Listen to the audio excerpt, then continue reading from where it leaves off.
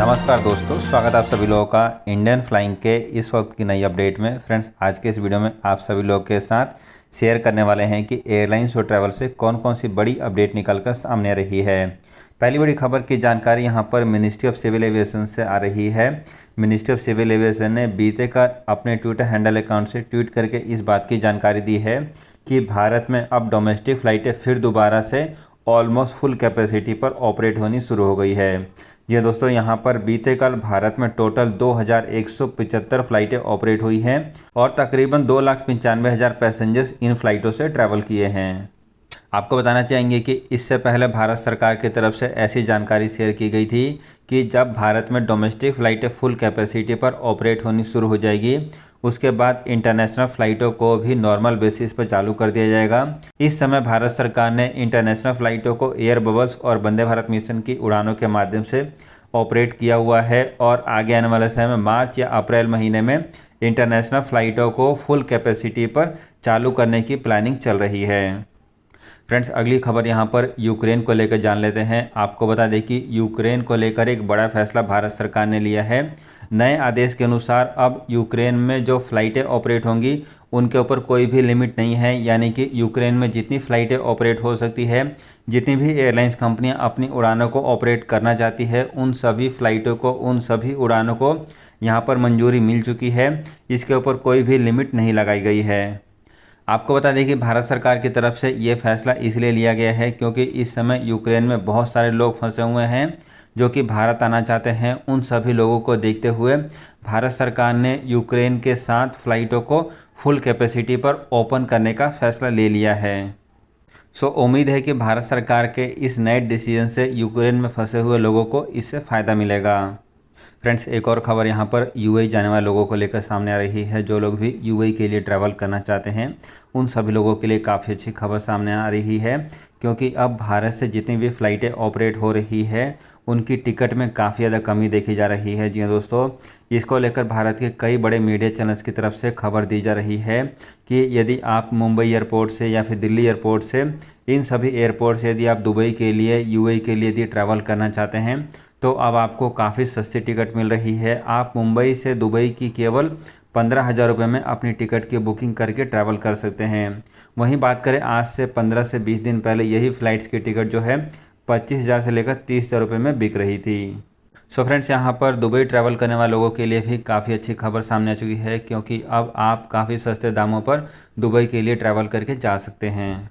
एक और खबर यहाँ पर एयर इंडिया से सामने रही है। एयर इंडिया ने अपने ट्विटर हैंडल अकाउंट से ट्वीट करके जानकारी दी है कि वो अब सऊदी अरेबिया के दमाम, रियाद और जेदा के लिए अपनी फ़्लाइटों को ऑपरेट कर रहे हैं। इसके साथ साथ उन्होंने इस बात की भी जानकारी दी है कि चार्टर सर्विसेज की भी शुरुआत हो चुकी है।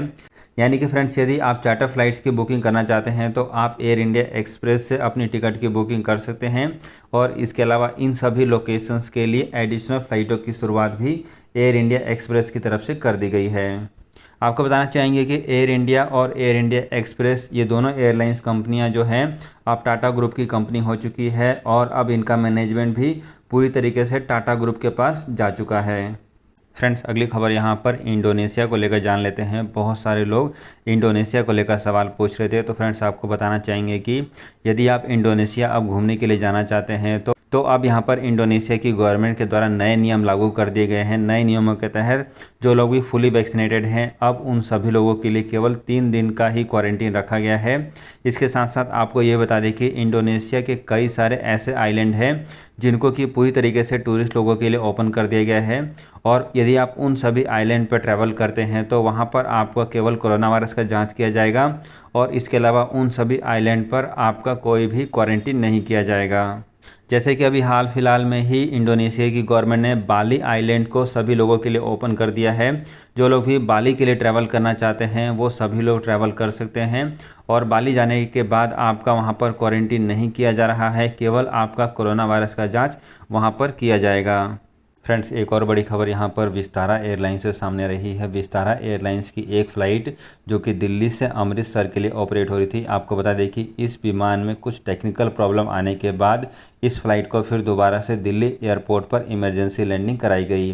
जी दोस्तों, इस विमान में टोटल 146 पैसेंजर्स ट्रैवल कर रहे थे और सभी के सभी पैसेंजर्स को सुरक्षित तरीके से विमान से वापस उतार लिया गया है और विस्तारा एयरलाइंस के इन सभी पैसेंजर्स के लिए एक ऑल्टरनेट फ़्लाइट्स की व्यवस्था भी कर दी गई है। आपको बताना चाहेंगे कि ये जो हादसा है ये बीते कल हुआ था और इस हादसे में किसी भी पैसेंजर्स को कोई भी नुकसान नहीं पहुंचा है। अगली खबर यहाँ पर नीदरलैंड को लेकर भी जान लेते हैं। कई सारे लोग यहाँ पर नीदरलैंड को सवाल पूछ रहे थे। सो फ्रेंड्स, यदि आप नीदरलैंड के लिए ट्रैवल करना चाहते हैं तो नीदरलैंड की गवर्नमेंट के द्वारा भी अब क्वारंटीन के नियम को ख़त्म कर दिया गया है। लेकिन नीदरलैंड ट्रैवल करने के लिए आपके पास कोरोना वायरस का नेगेटिव रिपोर्ट होना ज़रूरी है।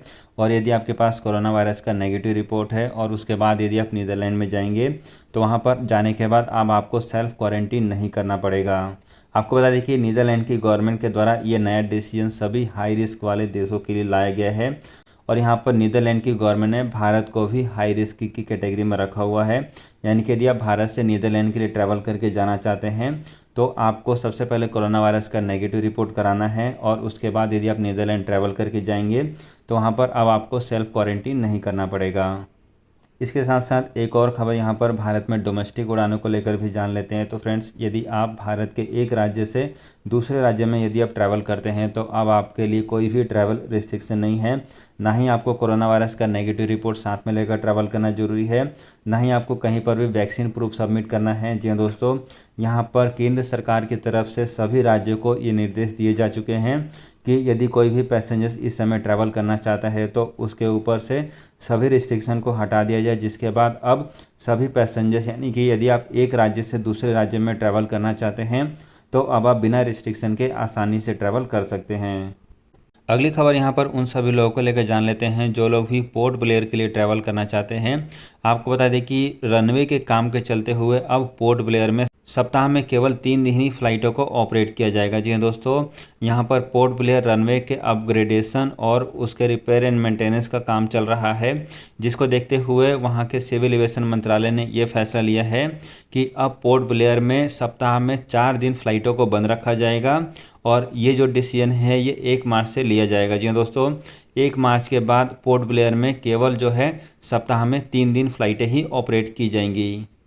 फ्रेंड्स, एक और बड़ी खबर यहाँ पर एयर इंडिया को लेकर सामने आ रही है। टाटा सन्स के चेयरमैन मिस्टर एन चंद्रशेखरन की तरफ से बुधवार को इस बात की जानकारी दी गई है कि एयर इंडिया में आगे आने वाले समय में काफ़ी बड़े लेवल पर बदलाव होने वाला है। उन्होंने अपने सभी एम्प्लॉइयों को इस बात की बधाई दी है। इसके साथ साथ उनको ये भी बताया है कि आगे आने वाले समय में एयर इंडिया में कई बड़े बदलाव हो सकते हैं, जिसके लिए सभी एम्प्लॉइयों को तैयार रहना चाहिए। जी हाँ दोस्तों, यहाँ पर टाटा ग्रुप एयर इंडिया को लेकर काफ़ी बड़े लेवल पर प्लानिंग कर रहा है और उन्होंने इस बात की जानकारी दी है कि आगे आने वाले समय में इसका बड़ा बदलाव एयर इंडिया में देखने को मिल सकता है। सो फ्रेंड्स, ये थी आज के एयरलाइंस और ट्रैवल से जुड़ी हुई कुछ बेहद ज़रूरी और काम की अपडेट। ऐसी और खबरों को रेगुलर बेसिस पर जानने के लिए चैनल को जरूर सब्सक्राइब करें ताकि आपको लेटेस्ट अपडेट समय पर मिलती रहे।